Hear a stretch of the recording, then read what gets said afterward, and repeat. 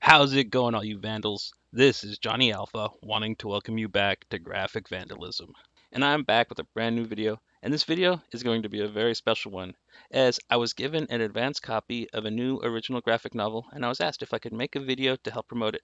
How cool is that? And this book is the wonderfully awesome sci-fi epic Gregory Suicide, written by Eric Grissom with crisp and clean art by William Perkins, published by Dark Horse Comics, in stores November 22nd, 2017. But before I get into this, I'd really like to thank Eric Grissom for being so darn cool. And I have a huge shout out for my buddy, the Frog Queen, for giving me this wonderful opportunity. She also did a video for this, and I left a link to her video in the description, so pretty please give her a view. And with that, Vandals, let's just get into it. And Gregory Suicide is a cyberpunk slash biopunk action thriller, and it's very much in the vein of Isaac Asimov's style of writing. And Grissom and Perkins just did a stellar job of packing this book full of fun and clever homages to other classic and popular movies and books. One of my favorites was this very clever recreation of a scene from the first Terminator movie. It was just so funny, it had me rolling when I read it. And the story for this book is all about Gregory. He is a biologically engineered android who is from an obsolete and dated AI model. When he wakes up decades after his model has been archived and forgotten, he starts to access past data, and he remembers his creator and what she taught him. And if he's ever lost, he should return to her house.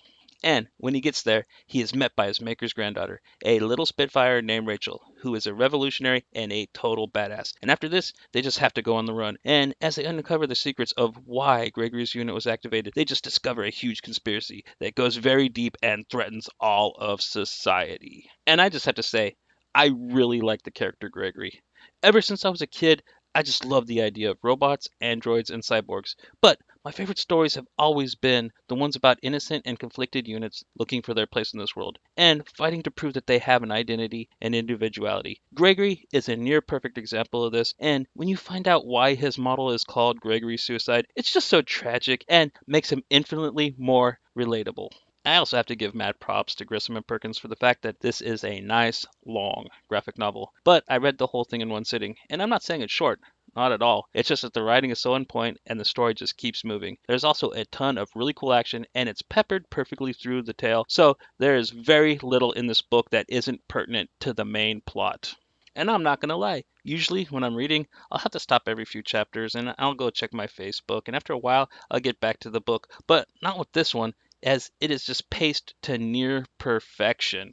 Oh, and before I forget, I have another huge thank you for Grissom and Perkins for not injecting a pointless and tacked on love story between the two main leads. It really was just a breath of fresh air to read an awesome and exciting sci-fi story and not have to go through the needless and obligatory love story or love triangle that every other sci-fi book seems to need to shove down our throats, as the actual true friendship between Gregory and Rachel is way more moving in my opinion.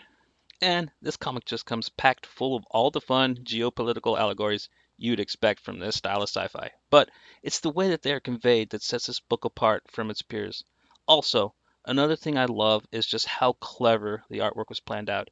There are neat little clues worked in everywhere, and something you might see in one of Gregory's memories and just think is an innocuous little object in a panel is actually a little neat visual clue. And even the kind of funny little seahorse shirt that Gregory picks out has a really significant meaning if you look for it in the artwork. And I absolutely just love when a book is written and drawn that smart.